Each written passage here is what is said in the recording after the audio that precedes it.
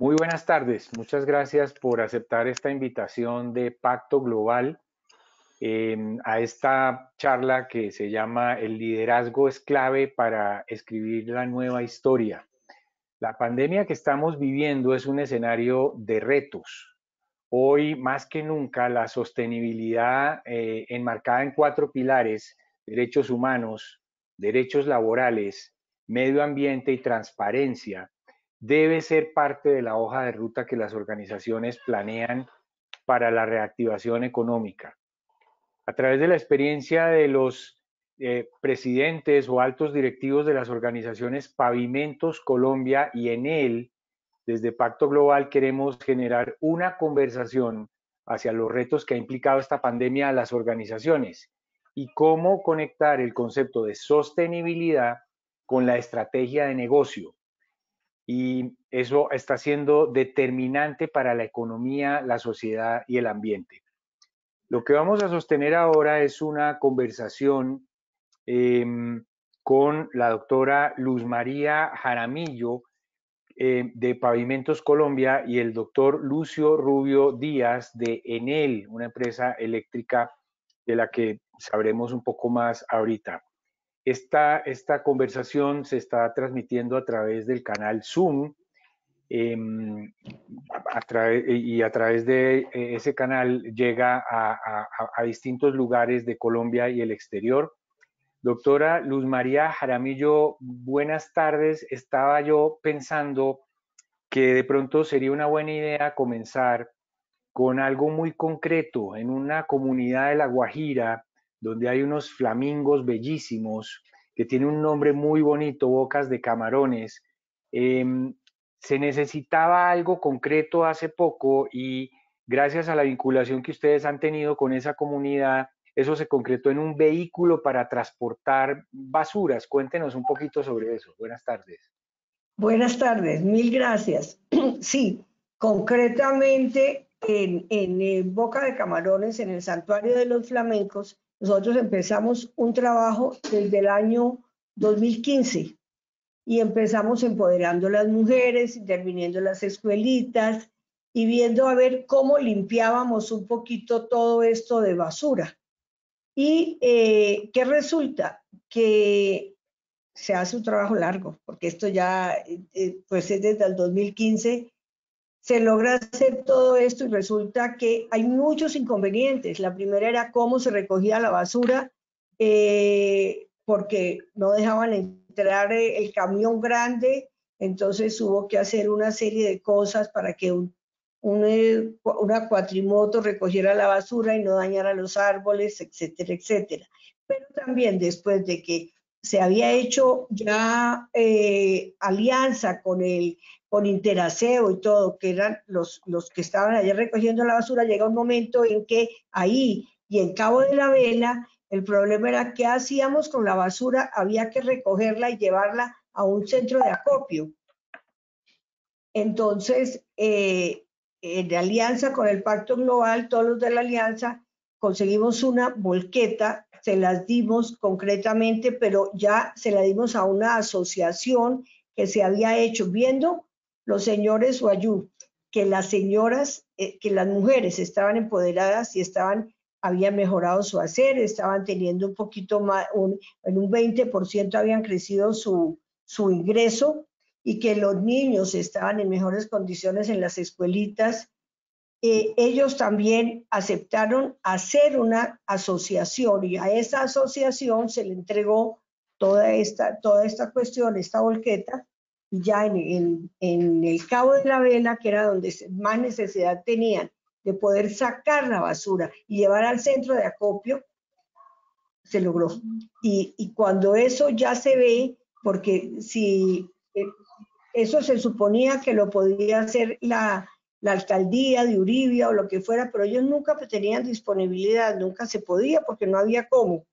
Entonces esas cosas concretas, como comentábamos hace un momento, son las que hacen que a uno le crean, que confíen en uno y que ellos se puedan autogestionar, porque ya ven que ni se le están pidiendo cosas, ni se le están haciendo promesas falsas, sino que son cosas concretas que sirven y que ven que se han recogido entre el Cabo de la Vela y Boca de Camarones como 500 o 600 toneladas de basura que ni han ido al mar, ni se han enterrado, ni se han quemado, sino que se han llevado a un centro de acopio. Ellos ya están entregando la basura reciclada.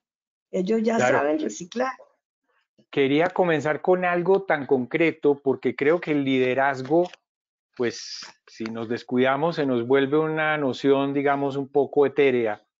Y creo que en una acción concreta como esa y en otra acción concreta de la compañía Enel, cuyo gerente general es el doctor Lucio Rubio Díaz y está con nosotros esta tarde también, pues podríamos ir viendo cómo el liderazgo se ejerce es en la realidad y con personas. Hay una vereda de Cundinamarca que se llama Chipaque, allí hay una familia que a raíz de la cuarentena decidió siendo campesinos y con muy pocas opciones, convertirse en youtubers. Y esa familia paradójicamente no tenía electricidad. Creo que ahí hay un símbolo de cómo una empresa tan grande como Enel, que uno diría tiene unas prioridades pues muy macro, puede concretarse en algo muy específico. Doctor Rubio, buenas tardes. Cuéntenos por favor un poco sobre esta anécdota de llevar la electricidad a un sitio bastante remoto y de difícil acceso. Hola, buenas tardes Vicente, buenas tardes Luz María y gracias a Pacto Global por esta invitación que nos hacen, pues un poquito para hablar de liderazgo, ¿no? Pues sí, efectivamente, nosotros como compañía estamos muy preocupados, no solamente en Colombia, sino en todo el mundo, en llevarle energía eléctrica a la gente. Todavía, y particularmente hablando de Colombia, tenemos personas que no tienen energía eléctrica en sus casas. Así que nosotros ya hace varios años, y en el área fundamentalmente de Cundinamarca, venimos desarrollando un proyecto que se llama Cundinamarca al 100%. Es curioso, pero a veces no podemos imaginar que estando tan cerca de la capital de Colombia, a pocos kilómetros de Bogotá, haya todavía gente que no tiene luz eléctrica, pero es una realidad. Nosotros tenemos identificadas 8.500 familias que no tienen energía eléctrica en las zonas rurales y básicamente hemos implementado tres estrategias pues, para llevarle esta energía a la gente. Hay familias que las podemos conectar directamente a la red principal en función un poco de la situación geográfica y qué tan distantes o no están de las redes principales, porque obviamente en el mundo rural llevar redes, si hay muchos bosques o árboles, el problema es que se caen esos árboles, bosques y por lo tanto podríamos tener dificultades de llevar la energía. Entonces, digamos, tenemos una estrategia que a unas familias con unas determinadas distancias les llevamos energía construyendo una pequeña red. Hay otras familias que las hemos conectado a través de paneles solares. Tenemos un programa muy bonito con la Gobernación de Cundinamarca y con fondos del FAER, donde utilizamos para todas estas estrategias y en algún caso, por ejemplo, para Tebueno, y construimos una mini grid con paneles solares y una pequeña motobomba que les permite tener energía y alumbrado público en horas de la noche.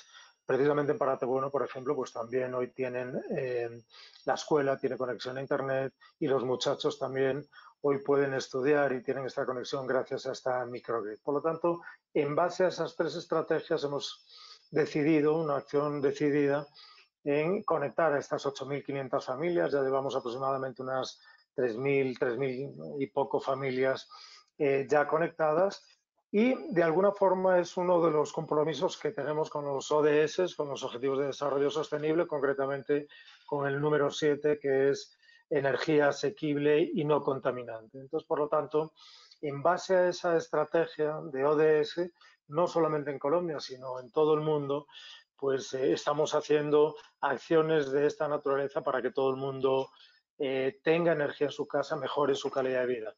concretamente con esta familia de youtubers ha sido un poco más reconocidos porque ellos también quieren compartir con todos nosotros las enseñanzas del campo, cómo se cultiva, cómo se trabaja en el campo.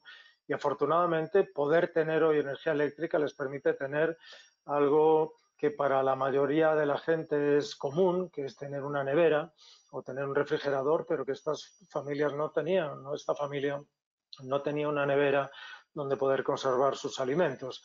Me refiero a algo pues muy sencillo, cotidiano, básico, que indiscutiblemente mejora la calidad de vida. Así que nosotros hemos llevado esa energía eléctrica y ellos van a tener la oportunidad pues de seguir contándonos toda su experiencia de cómo se cultiva el campo, ¿no? Así que ha sido una experiencia Los, muy bonita y un poco más reconocida, ¿no?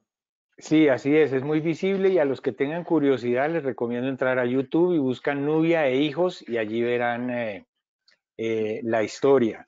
Ya han publicado varios videos y tienen más de 500.000 de seguidores, según estuve viendo esta mañana. Doctor Rubio, la historia que usted nos cuenta y la doctora Luz María Jaramillo son acciones de una organización hacia afuera, pero de puertas para adentro también hay que tener un liderazgo, también hay unos organismos, unos objetivos de desarrollo sostenible que se deben cumplir. Dibújenos un poco el mapa de su organización y cómo esta filosofía de los ODS se puede respirar allí. Bueno, pues efectivamente, digamos, nosotros trabajamos mucho, yo creo que es uno de los temas importantes de liderazgo en establecer o en definir pues unas estrategias que tenemos que tener en la compañía, ¿no? Y ser muy fieles a esas estrategias y cumplir esas estrategias. Yo te diría que nosotros básicamente hoy en cuanto a estrategias estamos trabajando en 4 grandes temas que son los principales, ¿no? Obviamente hay muchos temas, pero por hacer un pequeño resumen, nosotros estamos muy comprometidos con la transición energética y los 4 grandes pilares de la transición energética están alineados. El primero con temas de descarbonización y con fomentar y con desarrollar energías renovables no convencionales.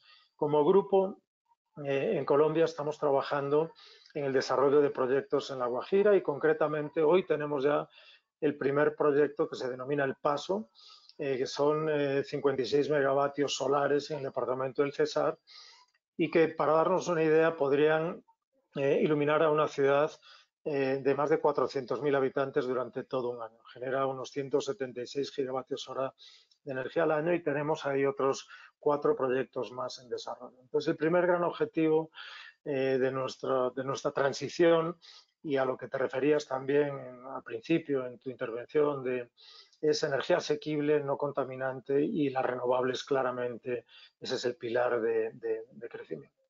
El segundo tiene que ver con la automatización y digitalización de las redes. Cada vez estamos en un mundo más digital y las redes eléctricas se van a convertir en ese gran conector. Hoy en día estamos acostumbrados a ver un sistema eléctrico que es unidireccional. Se genera la energía en las grandes instalaciones, se transmite por las redes de alta y media tensión y llega hasta los consumidores finales. Eso es como hemos visto el sector eléctrico durante muchos años. Pero la realidad es que el sector eléctrico está cambiando. Esos flujos unidireccionales que vimos en el pasado están cambiando y hoy en día, dentro de una red de distribución, nos encontramos con paneles solares de generación distribuida, con cargadores eléctricos, nos encontramos con muchos más elementos, con baterías, con elementos de baterías, que hacen que la red tenga que gestionarse de otra forma. Tiene que estar muy automatizada y muy digitalizada. Y nosotros estamos preparando la red para todo ese proceso de transformación de unicanalidad hacia flujos multidireccionales. El tercer gran objetivo que tenemos es trabajar siempre para nuestros clientes, no solamente llevarles energía, sino llevarles productos y servicios distintos de la energía. Y ahí estamos pensando en grandes plataformas que nos permitan tener esa conectividad, esa conexión con nuestros clientes. Pongo algún ejemplo. Nosotros hoy en día, además de vender energía, tenemos un acuerdo desde hace muchos años con Colpatria, donde tenemos más de 850.000 tarjetas de crédito emitidas. Y ha sido un proyecto también, Vicente, muy bonito. ¿Y por qué digo muy bonito?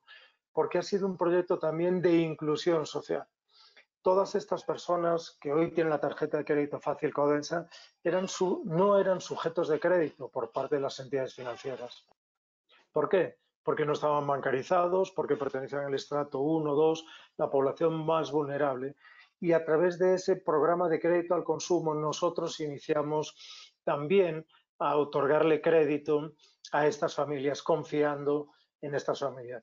Y también puedo contar como anécdota, pues entre las muchas que tenemos de personas muchas mujeres que se pusieron, que sacaron su tarjeta, el primer electrodoméstico que compraron fue una lavadora, porque todavía muchas mujeres tenían que ir a lavar a los arroyos, a fuentes de agua cercanas, y eso les quitaba también mucho tiempo. Además de ser mujeres trabajadoras, siempre tienen que hacer el quehacer de la casa, y ahí, gracias a una tarjeta como la nuestra, Crédito Fácil Codensa, también se simplificaron mucho sus trabajadores. Por lo tanto, ahí también estamos cumpliendo una gran labor de inclusión.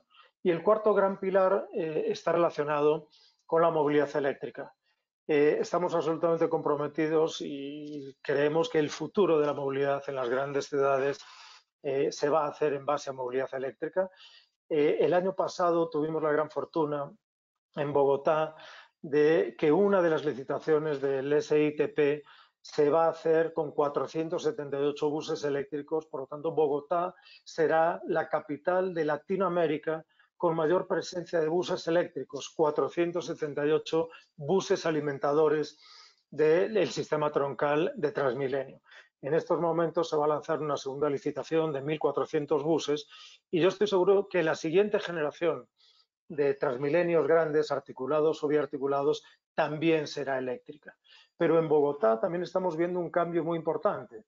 Estamos viendo que hay un metro, estamos viendo que hay el Regiotram del sur, que se está hablando también del Regiotram del norte, y por lo tanto todos estos sistemas de movilidad lo que van a hacer también indiscutiblemente es ayudar a transformar la ciudad y ayudar a mejorar los niveles de contaminación de una ciudad como Bogotá.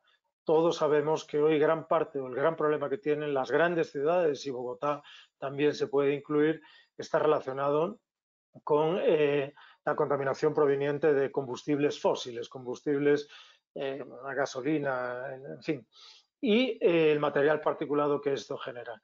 Por lo tanto, trabajando en movilidad eléctrica también estamos contribuyendo a tener ciudades más limpias. Así que esos cuatro grandes pilares de alguna forma resumen nuestra estrategia como compañía, pero también nuestros compromisos con el medio ambiente y con la ciudadanía. Doctor Rubio, usted lidera una organización de 2.000 personas, ¿no es cierto?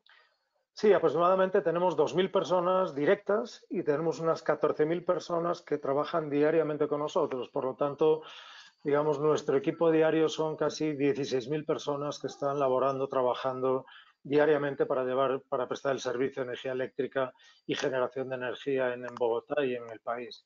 Correcto, gracias. Doctora Luz María Jaramillo, Pavimentos Colombia tiene 50 años funcionando y ha pavimentado, no sé, como 3.000 o más kilómetros en Colombia.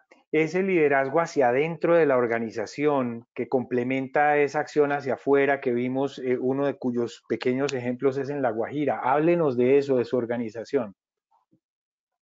A ver, yo le cuento, esta es una empresa familiar y ya tenemos 51 años. La fundamos mi esposo y yo y la idea era tener una empresa que fuera justa y que fuera sostenible. ¿Qué se ha hecho? Ahora, si quiere, yo me ajusto un poquito a las ODS. Por ejemplo, ¿qué hacemos por el clima? Nosotros luchamos mucho y trabajamos por el clima, muy, en el número 13, por ejemplo, de la acción con el clima. Tenemos reforestaciones de hace 35 años, porque claro, cuando usted hace carreteras, pues también hace daños. Entonces, ¿cuál es la idea de la responsabilidad social? Que vamos minimizando el efecto negativo que podamos hacer con esas cosas. Entonces, nosotros tenemos reforestaciones, hemos trabajado, el objetivo nuestro siempre es la gente. Aquí en Pavimentos, siempre pensamos en la gente. ¿Para qué? A ver, nosotros hicimos una alianza de éxito entre mi esposo y yo. Mi esposo era ingeniero civil y yo trabajadora social. Él como ingeniero civil tenía muy buenas técnicas y sabía mucho de construcción de carreteras y de pavimentación, de todas esas cosas. Y yo sabía de la gente.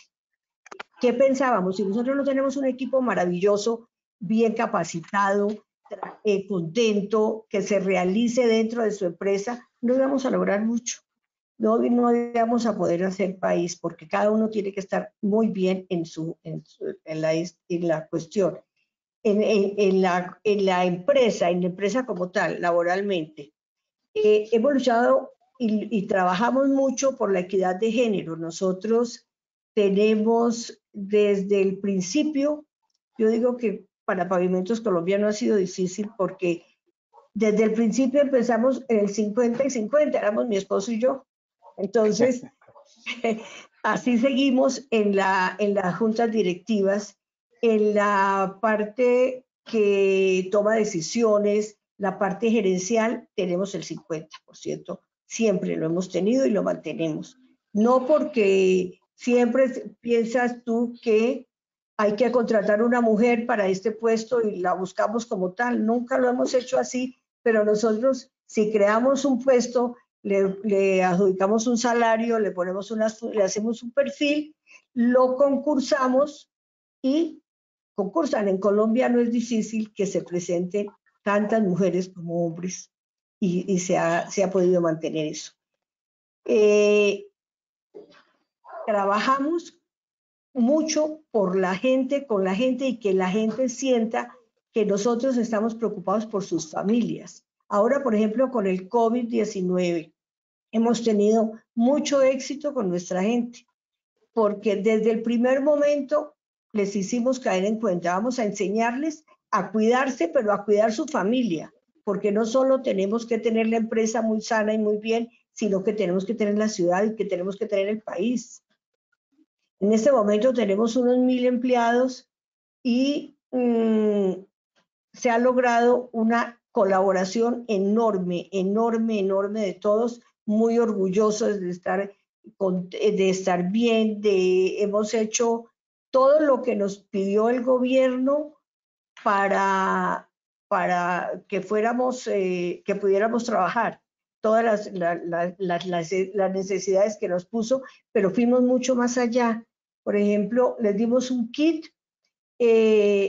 desarrollamos una serie. Nosotros lo primero que hicimos fue mandarlos a vacaciones. Después hicimos unos protocolos de seguridad, les dimos un kit que tenía pensamos hasta que cuando ellos fueran a almorzar no se tuvieran que reunir para calentar su almuerzo, sino que les dimos unas loncheras térmicas para que cada uno llevara su almuerzo ya caliente. Mantenemos el agua, les dimos botellas para el agua y constantemente se les está reciclando su agua, se les está dando cuando se les va acabando les vamos dando más para que mantengan hidratados. El tapabocas, geles, yo les mandé a todos jabones para sus casas, para que tuvieran en sus casas, para que entendieran que allá también se tienen que cuidar mucho. ¿Qué más le cuento? Doctora Jaramillo, de esos más o menos 1000 personas, ¿cuántos están en el terreno? Porque esa es una empresa que pavimenta. ¿Y cuántos están en oficina? Porque la gente de oficina es diferente. Nosotros tenemos más o menos 900 en campo, claro, y los otros 100 administrativos. Claro. Entonces ese es el reto, los que están afuera, yo creo. Estableciendo los protocolos y todo fueron de los 100 administrativos. Claro, claro. Doctor Rubio, ¿cómo es el caso de ustedes? La cuarentena, pues ustedes son un servicio esencial. ¿Cómo han vivido ese proceso y el liderazgo allí también se pone a prueba? Muy bien, Vicente. Nosotros, digamos, teníamos un poco una ventaja y es que sabíamos lo que estaba ocurriendo en Italia o en España, ¿no? Por lo tanto, el hecho de que nosotros tengamos reuniones habituales con nuestra casa matriz, sabíamos un poco lo que se estaba desarrollando cómo estaban evolucionando la pandemia allí. Por lo tanto, nosotros la semana del 16 de marzo, antes de que se decretase el primer aislamiento obligatorio en Bogotá, la prueba piloto, que fue el día 19, nosotros esa misma semana, antes de incluso, como digo, de decretar ese aislamiento, la prueba piloto, mandamos ya para casa unas 1.700 personas. En 2 tandas de 700 trabajadores mandamos a casa a estas 1.400, 1.500 personas. Por lo tanto, esas 1.500 personas han permanecido siempre trabajando desde sus casas, y lo que hemos mantenido son alrededor de 400, entre 400 y 600 personas en la operación de la compañía en el día a día de terreno. Básicamente, durante el aislamiento más duro se restringieron todo lo que son las operaciones de mantenimientos programados que teníamos, porque al mismo tiempo las personas necesitan tener energía en sus casas. Por lo tanto, decidimos no cortar tampoco los servicios para poder hacer mantenimientos. Así que durante el primer mes todos los mantenimientos programados se limitaron muchísimo y hubo muy poquitas operaciones e intervenciones en la red. Entonces, hemos venido trabajando un poco de esta manera. Pero al mismo tiempo, nosotros también hemos reconectado a muchas personas que, a pesar de tener deuda con la compañía y que estaban cortados, sobre todo la población vulnerable, reconectamos a familias para que pudiesen tener acceso a energía eléctrica durante este periodo de cuarentena. Desde el 1 de junio hemos iniciado lo que denominamos una fase 2, donde hemos reabierto una sede, alguna sede más, 2 sedes, y tenemos un trabajo un poco parcial. Van una serie de personas cumpliendo con todos los protocolos de distanciamiento, obviamente elementos de protección, y lo que hacen es salen a trabajar, salen 15 días, trabajan 15 días, vuelven a sus casas y son reemplazados por otras personas durante 15 días. Pero lo más importante, Vicente, es que estas personas que empezaron a trabajar físicamente en las oficinas, todas y cada una de ellas se le hace una prueba de PCR. Por lo tanto, tenemos la garantía de que estas personas van a sus puestos de trabajo sin tener contraído el virus. Y cada 10 días le hacemos una prueba de anticuerpos. Por lo tanto, tenemos todo un protocolo de seguimiento, tanto en mirar primero a través de PCR y segundo con test rápidos de anticuerpos. Si se llegase a detectar alguna situación, automáticamente lo que hacemos es, sabemos con quién ha estado en contacto, lo mandamos directamente a su casa y al núcleo, al círculo más próximo, cercano, pero afortunadamente decir que durante este tiempo, gracias a todos estos protocolos preventivos que estamos siguiendo, se ha comportado muy bien el tema de los posibles contagios. Entonces, hoy aproximadamente tenemos unas 1.300 personas todavía en casa. Digamos, redujimos un 18% las personas que han tenido que pasar a terreno, porque indiscutiblemente tenemos que seguir haciendo obras importantes de mantenimiento, tenemos que seguir construyendo subestaciones, y pongo pues 2 ejemplos, ¿no? A pesar de esta época COVID, pues nosotros construimos una subestación muy importante que se llama Compartir, que va a implicar mejoras en el sur de Bogotá, fundamentalmente en Soacha. Más de 300.000 clientes se verán beneficiados de esta subestación, o hemos ampliado la capacidad de transformación en una subestación como Mosquera, donde también más de 360.000 clientes se van a ver beneficiados. Entonces, nos ha tocado, un poco como resumen, Vicente, compaginar, cuidar y proteger a los trabajadores, pero también seguir desarrollando una actividad esencial y que la gente siga teniendo energía eléctrica en sus casas. Entonces, durante esta época de pandemia, las 2 premisas básicas que hemos tenido siempre han sido cuidar a todas las personas, pero también garantizar el servicio de energía eléctrica a la población. Y de esta forma, pues, es como hemos venido trabajando y creo que afortunadamente pues hemos podido cumplir con los 2 objetivos. Así es. Saludamos a las personas que nos siguen a través del canal universitario Zoom y a todas aquellas personas que veo que están conectadas a esta hora, en este momento, a través de la plataforma GoToWebinar. Doctora Luz María Jaramillo, uno de los comentarios que a veces oye uno referidos a los empresarios que se preocupan por la comunidad es que posiblemente pueden estarse haciendo cargo de labores que deberían ser del Estado. Algo mencionó usted en la Guajira de que si pues, nos quedábamos esperando a que la alcaldía entregara o así fuera el combustible para el carro, pues nunca iba a llegar. ¿Cómo se maneja eso? Porque es peligroso ponerse a sustituir al Estado, pero también uno ver que la comunidad necesita cosas y no hacer nada pudiéndolas hacer. Ahí hay un dilema. Bueno, yo creo que hay veces que es como cuando la gente tiene hambre, usted no les puede empezar a decir que se tienen que desarrollar espiritualmente o maravillosamente. Si tienen hambre hay que darles comida primero. De manera que usted tiene que solucionar el problema que tenga cuando no se lo están proveyendo. Pero esto no es muy común en nuestro medio, por ejemplo. ¿Qué le dijera yo?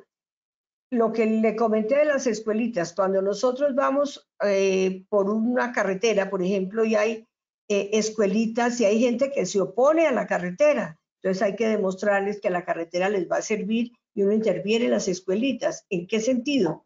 En el sentido de que si no tienen agua potable hay que ponérsela. Se supone que el gobierno se las ha debido poner, pero nunca lo han tenido. Que no tienen un campito deportivo, que la infraestructura escolar está muy mala. Eso hay que arreglarlo, hay que hacerlo. No se puede. Ahora, es muy peligroso si ya usted empieza a meterse en cosas más grandes, por ejemplo, qué educación les están dando, eso ya es del gobierno y punto, eso es otra cosa. Pero en lo que sea del área de uno, lo que no esté hecho hay que hacer, pienso yo. Ahora nosotros, por ejemplo, aquí en Bogotá, para toda nuestra gente, nosotros establecimos un software de autocuidado y ellos tienen que reportarse todos los días de salud y del trabajo en casa, cómo les está yendo, cómo se están sintiendo, cómo lo está pasando. Los 2 primeros meses de la pandemia nosotros no pudimos hacer nada porque no nos permitían. En esos 2 meses, ¿qué hicimos nosotros? Prepararnos para cuando nos dieran luz verde. Y eso fue lo que logramos. Claro. Doctor Rubio, otra posible crítica o comentario negativo sobre estas acciones que las compañías privadas emprenden por iniciativa propia para ayudar a la comunidad viene por un lado un poco extraño y eso, y que eso es mal negocio. El negocio de uno es este, y usted para qué se mete a hacer esas cosas y eso en últimas puede incluso perjudicar la línea final que es responderle a los accionistas. Es mal negocio tener conciencia, es mal negocio meterse con el tema de los objetivos de desarrollo sostenible, por ejemplo. No, yo no creo, Vicente, yo creo que al final, si uno no tiene clientes, aunque tenga accionistas, si no tienes clientes, pues tampoco funciona la compañía, ¿no? Y entonces yo creo que aquí, al final, esto es una suma de todo, ¿no? Y las empresas, en definitiva, tienen que ser sostenibles en el largo plazo. Y para ser sostenibles, hay muchas acciones que se tienen que hacer. Entonces, desde acciones con los clientes, acciones con las comunidades, claro, acciones con los accionistas, pero en definitiva, trabajar por ser una empresa sostenible es algo fundamental. E incluso diría, Vicente, que aquellas empresas que se han convertido en empresas más sostenibles son precisamente las empresas que los grandes fondos de inversión, son en las que quieren invertir. Yo te doy un ejemplo en nuestra compañía, Enel, que es una empresa que se ha distinguido pues fomentar las energías renovables, ha sido pionera en este campo. Por ejemplo, ha hecho una emisión de un bono, un green bond, un bono verde, donde el grupo Enel se ha comprometido a que si no adquiere determinados niveles de reducciones de emisiones de CO2, está dispuesto a pagar una tasa de interés más, digamos, más alta en la emisión de bonos que se produjo. Eso llamó poderosamente la atención porque ratifica el compromiso de nuestra compañía con ser una empresa sostenible y garantizar un medio ambiente sano. En ese sentido, los inversionistas también prefieren invertir en estas compañías que saben que van a ser duraderas en el largo plazo y no aquellas que simplemente por el interés de ganar un poco más en el corto plazo van a dejar de ser sostenibles. Entonces, yo sí creo que las empresas tienen que buscar esa visión de sostenibilidad, pero también un poco, como decía Luz María, pues indiscutiblemente las empresas no pueden sustituir al Estado. O sea, yo creo que las empresas no se pueden meter en los grandes problemas estructurales que pueda haber en torno a la educación o en torno a la salud. Pues ahí hay problemas estructurales que es muy difícil para una compañía que pueda asumir esos roles. Pero sin lugar a dudas hay otras cosas que se pueden hacer, trabajar en la educación de las comunidades cercanas donde está, trabajar en llevarles energía, pues digámoslo como estamos haciendo nosotros, trabajar en educar a la población cercana para que haya proyectos productivos y emprendimiento, capacidad de emprender y salir un poco pues de esa zona de pobreza. Entonces yo creo que ahí es donde la empresa sí puede claramente contribuir a hacer ese desarrollo comunitario que en definitiva si no hay una buena acogida y si no hay un buen relacionamiento con estas comunidades, pues en definitiva la empresa no va a ser sostenible tampoco, porque continuamente va a haber un problema de relacionamiento con las comunidades, de roces permanentes, de crítica permanente a la acción de la compañía, y es muy difícil trabajar en esas circunstancias. Por lo tanto, uno tiene que buscar también ese adecuado relacionamiento y, pues, sin lugar a dudas, llevarlo. Y puntualmente, pues hablo por nosotros también, pues estamos hablando en este momento de una situación muy puntual que es todo este tema de la pandemia, y nosotros también decidimos pues hacer una donación adicional de $1 millón, sobre todo pues para aquella población más vulnerable que tiene que estar en casa, que no tiene cómo obtener alimentos. Entonces hemos distribuido un poco estas ayudas en ayudar con bonos alimenticios a las personas cerca de nuestras comunidades. También hemos querido ayudar a mejorar camas UCI, pues para que en definitiva el conjunto de la ciudadanía pueda disponer de más unidades UCI. Hicimos una cosa también, pues yo creo que muy bonita, que fue dotar todas las plantas de UPS o de baterías de este hospital transitorio que se hizo en Corferias. Ahí nosotros hemos trabajado con Corferias y con la Alcaldía Mayor de Bogotá, donde todas estas 200 camas se hizo un refuerzo de las redes y se trabajó en la dotación eléctrica de estas instalaciones y en un suministro de baterías para que en caso de que sean ocupadas, pues también cuenten con todas las garantías desde el punto de vista eléctrico. Entonces yo creo que estos son ayudas puntuales que se hacen en un momento puntual, pero que no tocas los temas estructurales. Y lo que sí creo, o por lo menos esta es la filosofía de trabajo del grupo, hay 3 grandes objetivos ODS que nos hemos marcado como grupo en todo el mundo. No es un capricho de Colombia o el de Perú o el de Argentina, sino que nos hemos concentrado en 3 grandes objetivos, pues llevar la energía a la gente, trabajar en educación y trabajar en un trabajo productivo y cercano con las comunidades. Y a partir de ahí, pues uno va construyendo toda esa relación y tienes un foco claro y determinado en lo que quieres trabajar. Muy bien. Doctora Luz María Jaramillo, aunque algunas de las personas que nos están acompañando en este momento saben qué es Pacto Global, me gustaría que usted nos contara una empresaria colombiana que lleva 51 años haciendo país, haciendo empresa. ¿Qué nos puede contar de Pacto Global desde su perspectiva, de su experiencia? ¿Qué ha vivido allí, qué ha encontrado, qué ha aprendido? Pues mire, cuando yo conocí el Pacto Global y lo conocí por medio de Mauricio, doctor Mauricio López, realmente a mí me pareció que era exactamente lo que necesitábamos para que nos orientara en muchas cosas, en muchas cosas. Cuando nosotros le presentamos la empresa al doctor Mauricio, él vio que estábamos perfectamente alineados con los principios de empoderamiento y de las ODS. A mí me ha servido muchísimo para apoyarme, para orientar muchos proyectos y muchos programas con los objetivos del Pacto Global. Ha sido una gran ayuda, por ejemplo, en La Guajira, volvemos al cuento, para hacer la convocatoria, porque al Pacto Global todos le creemos. Entonces se hizo la convocatoria y en este momento somos más de 30 empresas trabajando en La Guajira en el proyecto de limpieza, de empoderamiento de la mujer y de asociaciones que están llevando mucho bienestar. ¿Qué más a mí realmente el Pacto Global me parece que es el apoyo que necesitamos y la orientación en aspectos de transparencia, de orientación de cada uno de los proyectos con la misma gente que tenemos, con las partes por donde trabajamos, con el medio ambiente. Eso ha sido lo que yo he sentido con el Pacto Global. Orientación y apoyo.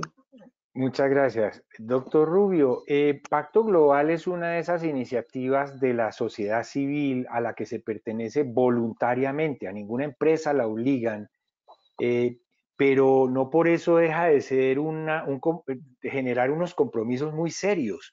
¿Cómo es la experiencia desde una compañía grande e internacional como la suya de estar vinculado a Pacto Global?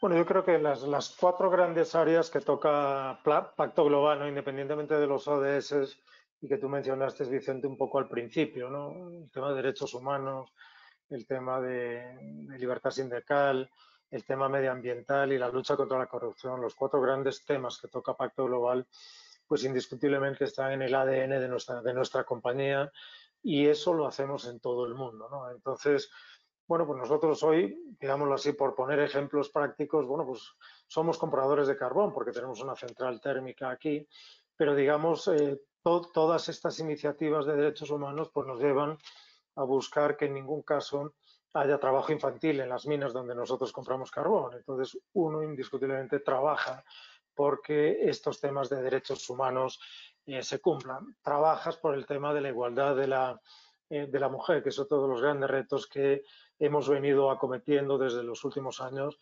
Y al ser una empresa eléctrica que tradicionalmente es un sector muy masculinizado, ha supuesto también un reto muy grande de buscar igualdad, equidad. Y con la doctora Luz María ya he compartido más de una vez algún panel hablando de igualdad y de equidad. Y yo creo que nosotros en Colombia nos hemos destacado también como una compañía que ha sido luchadora por este tema de la igualdad de la mujer. Y no me quiero olvidar, pues, por supuesto, de la libertad sindical, pero no me quiero olvidar del tema de la corrupción. O sea, yo creo que hablamos de muchas pandemias, ahora hablamos del COVID-21, pero sin lugar a dudas el tema de la corrupción es un tema que hay que atajar, es un tema que la única forma de trabajar este tema es generando una cultura muy importante dentro de la compañía y que todos nuestros trabajadores tengan esa fortaleza para nunca sentir una tentación, porque el tema de la corrupción es un tema que al final cae en las personas, se vuelve individual. Una organización por sí no es corrupta, son corruptas o ejercen actos de corrupción las personas que están dentro de las organizaciones. Entonces, ¿cómo se genera toda una cultura de ética anticorrupción dentro de las compañías y ser valiente para denunciar actos de corrupción? Nosotros hemos denunciado actos de corrupción en temas de alumbrado público en el país, gracias a esa fortaleza y cultura que hemos generado dentro de la organización.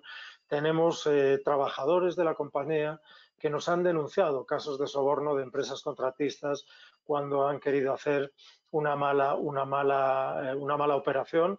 Pues la mala operación es fácil para la empresa decir, bueno, pues le pago un soborno al trabajador. Bueno, esos trabajadores han denunciado estos casos y nosotros lo que hemos sido ha sido premiar al trabajador y prescindir de la compañía colaboradora o contratista que nos prestaba un determinado servicio. Entonces, yo creo que trabajar en todos estos aspectos de forma integral, pues sin lugar a dudas nos hace compañías más sólidas, más transparentes, más sostenibles y que digamos, el mundo nos vea que trabajamos y que queremos trabajar de esa manera. Así que todas estas iniciativas de Pacto Global que se ven reflejadas en todos los ODS, pues te ayuda a ser una compañía más fuerte, más sólida y sin lugar a dudas mucho más sostenible.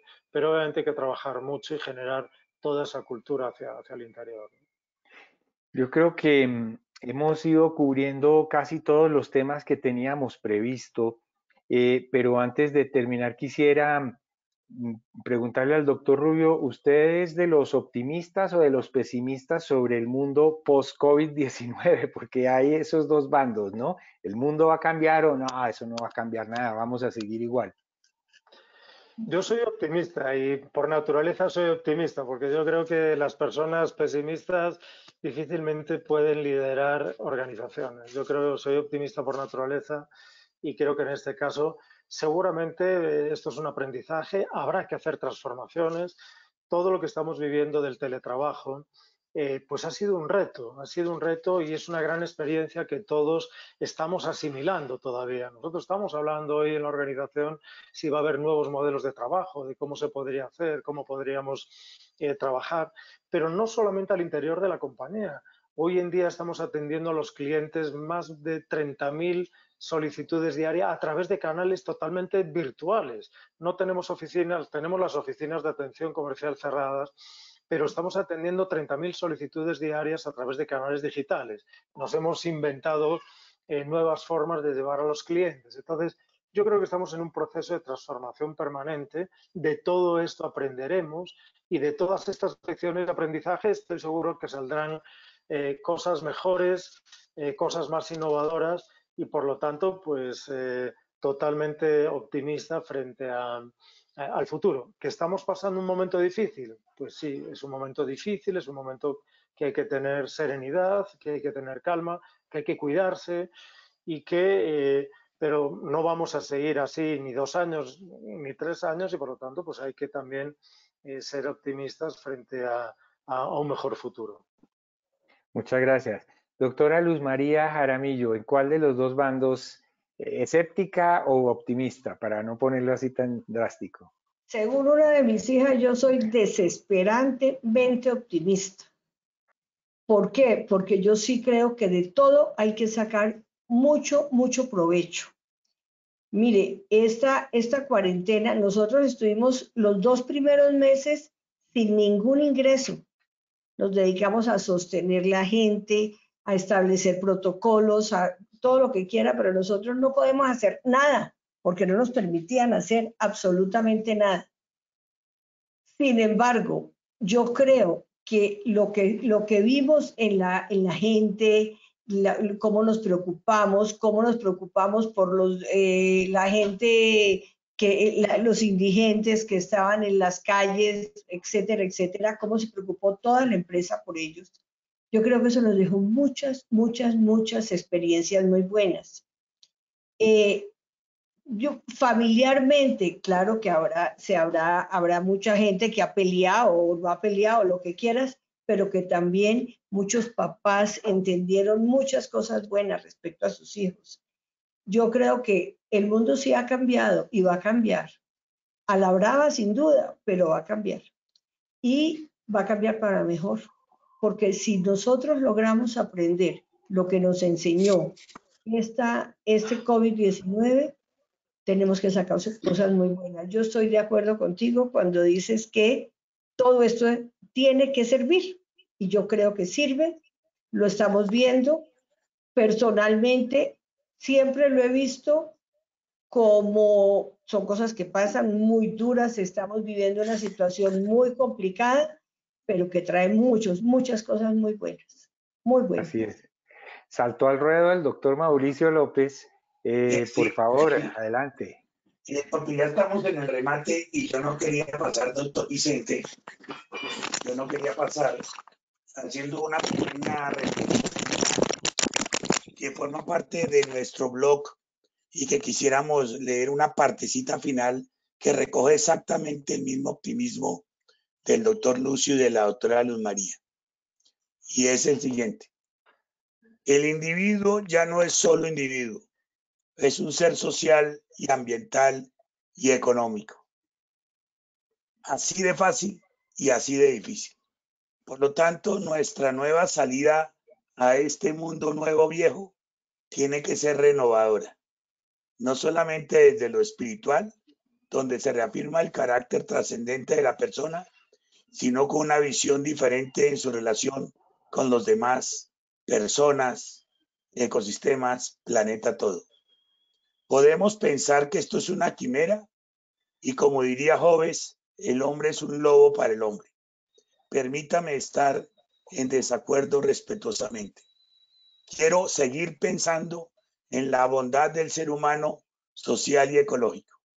Este renacimiento que surgirá después de esta noche plena de incertidumbre, sin duda nos llevará a mejores estadios de humanidad. Estas tinieblas que surcan nuestro cielo se diluirán y aparecerán como fortaleza la solidaridad, la compasión, la misericordia, el respeto y el amor.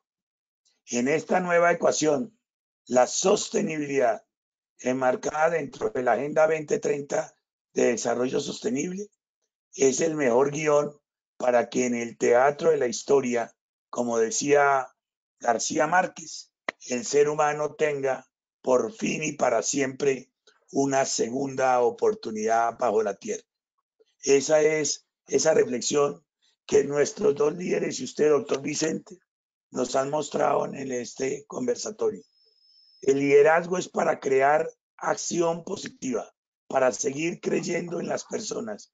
Y tanto la doctora Luz María como el doctor Lucio, y por supuesto usted, como nuestro hacedor de esta posibilidad y con nuestro grupo humano de Pacto Global y del SINU, nos hace posibles seguir pensando no en el post-COVID, no, en el con-COVID, porque claramente hay que seguir con él mucho rato y más otros que vendrán, pero siempre con el ser humano presto a ser mejor, a aprender más con estos líderes que hoy nos han enseñado y que con su excelente moderación nos han permitido conocer a los demás. Muchísimas gracias, doctor Vicente, y por favor remate el programa es suyo. Gracias, El liderazgo es clave para escribir la nueva historia. Creo que es un muy buen título para esta charla que pudimos transmitir gracias a las gestiones del equipo de Pacto Global Colombia a través del canal Zoom, y para todas las personas que se inscribieron y nos acompañaron esta tarde, les agradecemos mucho habernos acompañado y habernos aceptado la invitación. Doctora Luz María Jaramillo, doctor Lucio Rubio, espero que la próxima vez sea personalmente. Mucho gusto de haber estado con ustedes y muchas gracias. Mil gracias. Gracias, Mil gracias. Vicente, gracias, Luz María, gracias, Mauricio, y felices de estar este rato compartiendo pues también nuestras experiencias de acción. Me ha gustado la frase de Mauricio de el liderazgo sirve para crear acciones positivas y para eso estamos. Así que con gusto haber participado en esta charla. Mil gracias a todos, muy amables, sin mucho gusto en haber podido participar. Muy amables. Muchas gracias. Gracias. Hasta luego. Chao, chao.